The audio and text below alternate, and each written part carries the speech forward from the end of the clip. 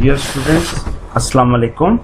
Today we are going to talk about our course Molecular Biology, course code BCHM 221. This is lecture number 3. The topic of our today's lecture is DNA replication in eukaryotes.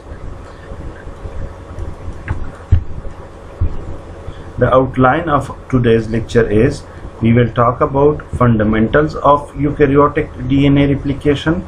We will talk about how eukaryotic DNA replication proceeds. We will talk about the similarities between prokaryotic and eukaryotic replications.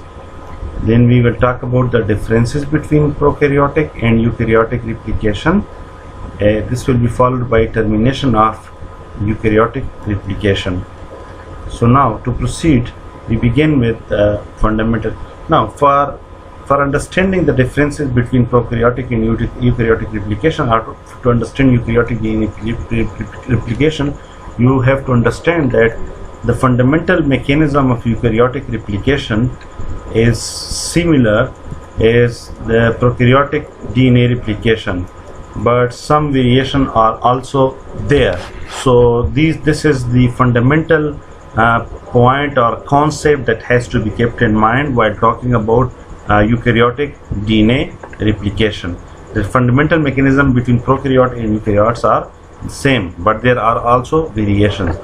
Now if we talk about the elongation of replication, the replication process in eukaryotes is more complex because DNA molecule of eukaryote have eukaryotic genomes which are quite complex, considerably larger than bacterial DNA. It is organized into complex nucleoprotein structure or chromatin. So these are some of the things that has to be kept in mind. There are similarities, a lot of similarities between prokaryotic and eukaryotic DNA replication. Processes that are similar in both prokaryotes and eukaryotes, they include formation of replication fork. That is, formation of replication fork takes place in both prokaryotes and eukaryotes. The process of replication in both prokaryotes and eukaryotes is semi-conservative. They follow semi-conservative mode of replication. The moment of replication fork is bidirectional in both the cases, that is in prokaryotes and eukaryotes. The primer synthesis is required for the process of replication in both prokaryotes and eukaryotes. In both cases, Okazaki fragment synthesis in the lagging strand is required.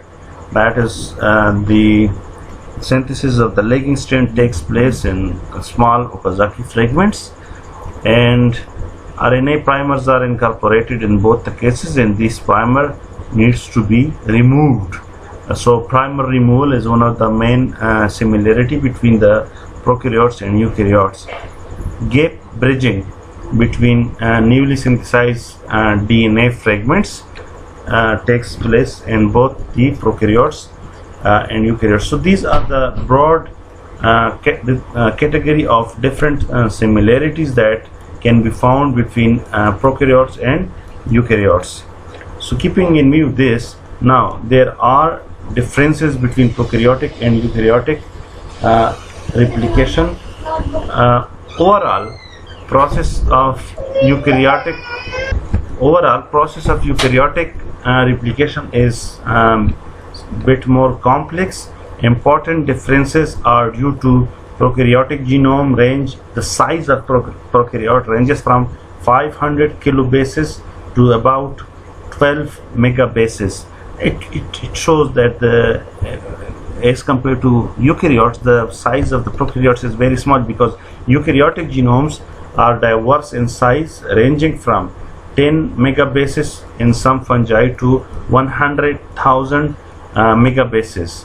So it shows that the genome size of prokaryotes is much smaller as compared to the eukaryotes, which ranges from approximately 10 megabases to greater than 100,000 megabases. So as compared to prokaryotes, eukaryotic size is very big. Distinct package of eukaryotic DNA in the term of chromatin. So the packaging of the eukaryotic DNA is very distinct from the way the prokaryotes are packaged, because eukaryotes packaging is more complex in the term of chromatin.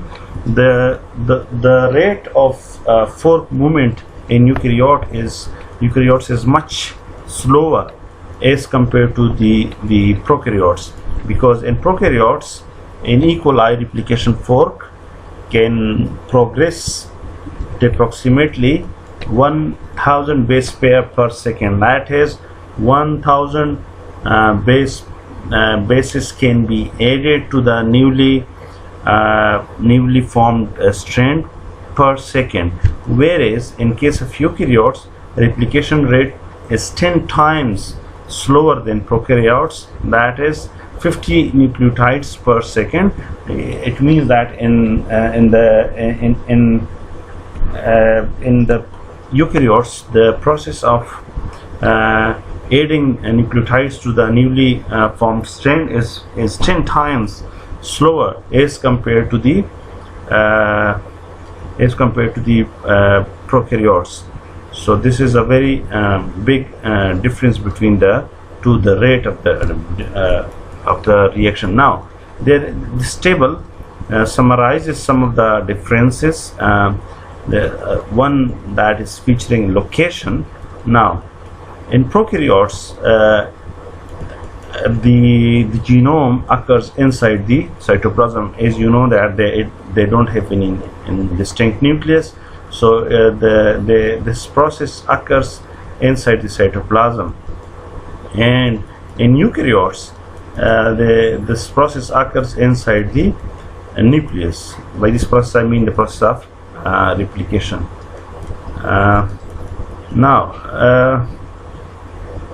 Sorry, I have to.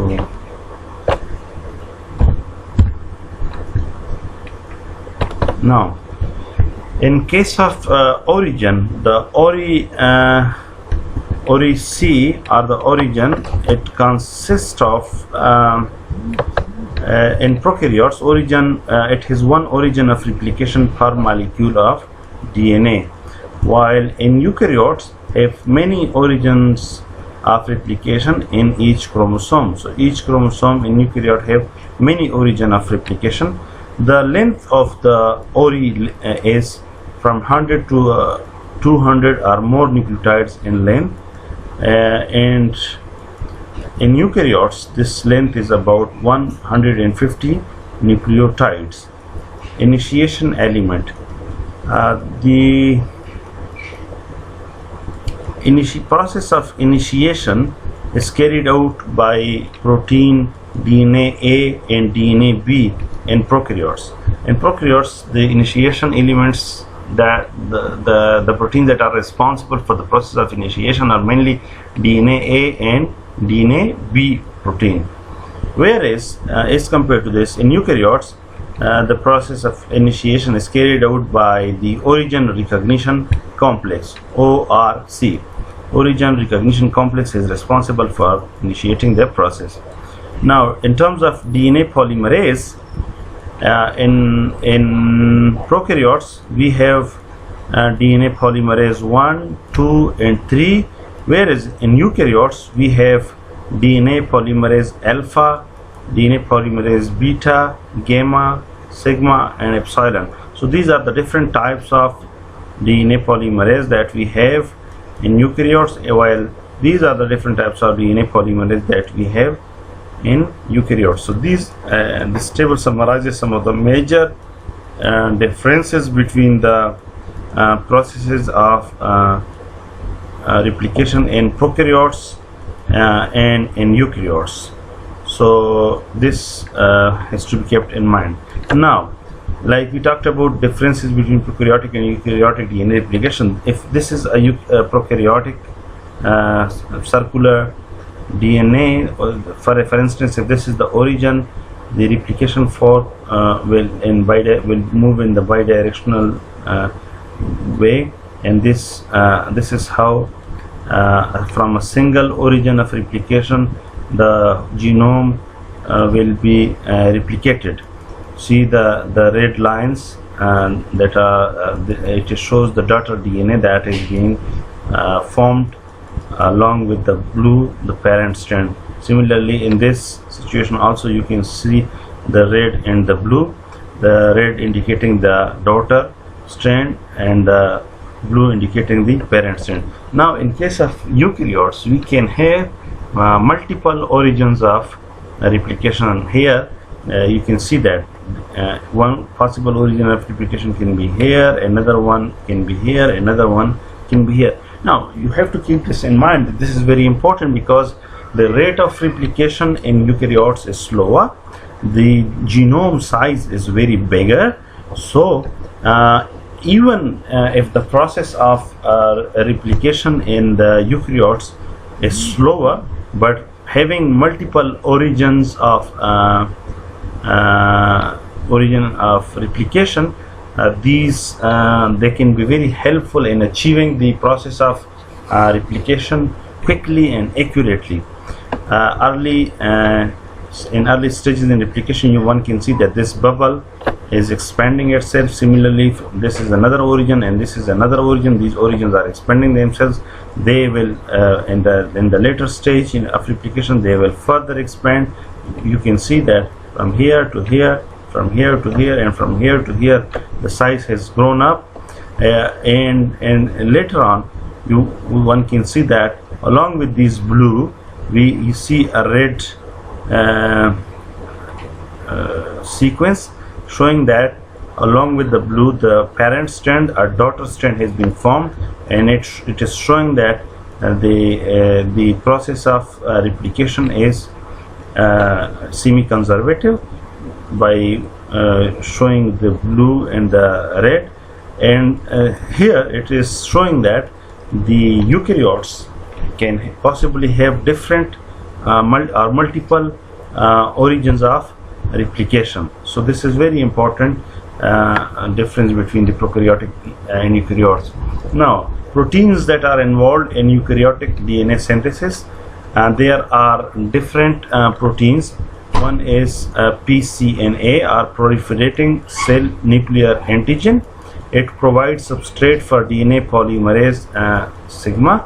The eukaryotic counterpart of the sliding clamp of E. coli, pCNA, also encircles the double helix. So this function is counterpart of the sliding clamp of E. coli, this pCNA, or proliferating cell nuclear antigen. Similarly, RPA, or replication protein A, a single-stranded DNA binding protein that facilitates the unwinding of the helix to create two replication forks. The eukaryotic counterpart of the SSB protein is replication protein A, or RPA.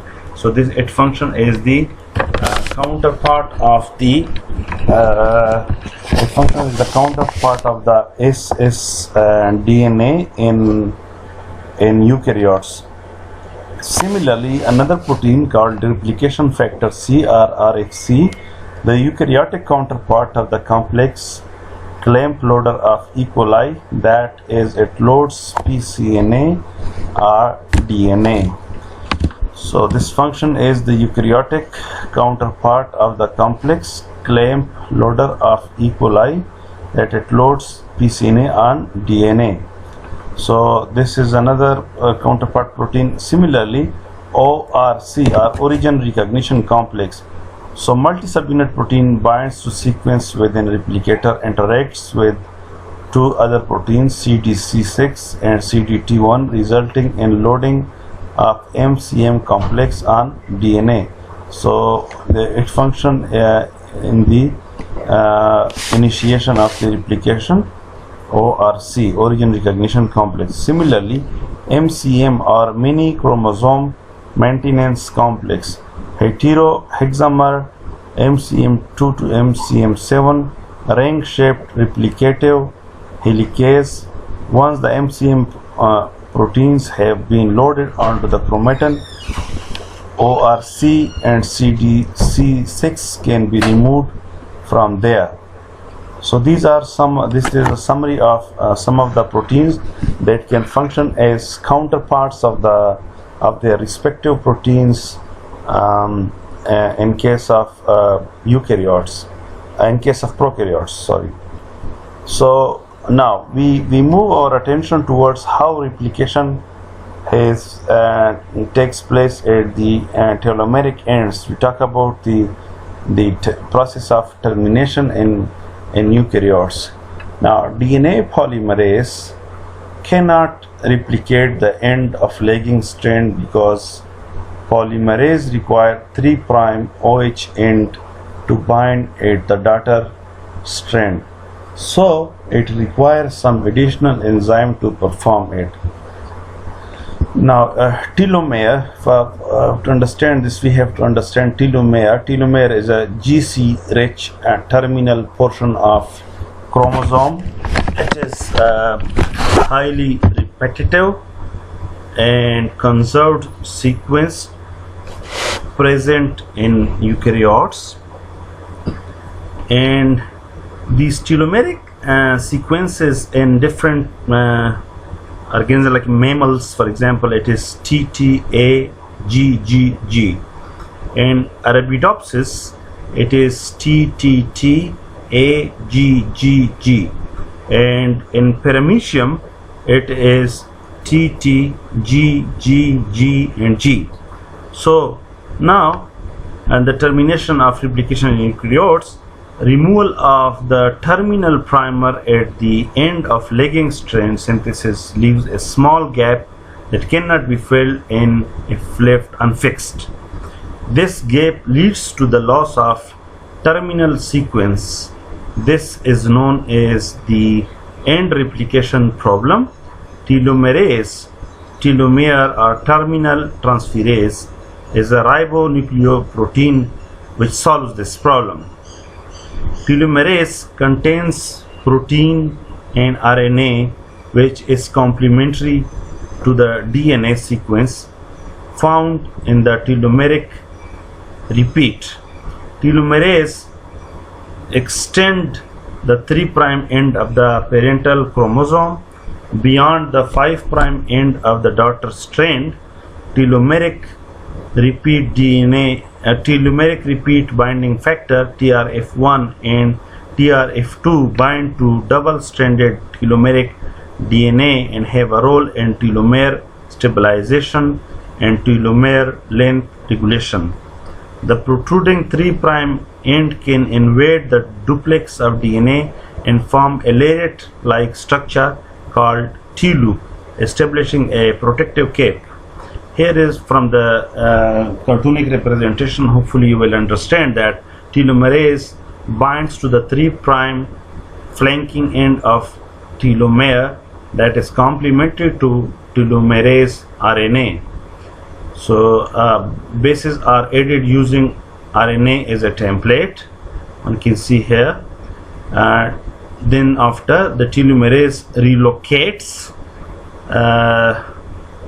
and second step is repeated again, and DNA polymerase complements the lagging strand, as you can see here.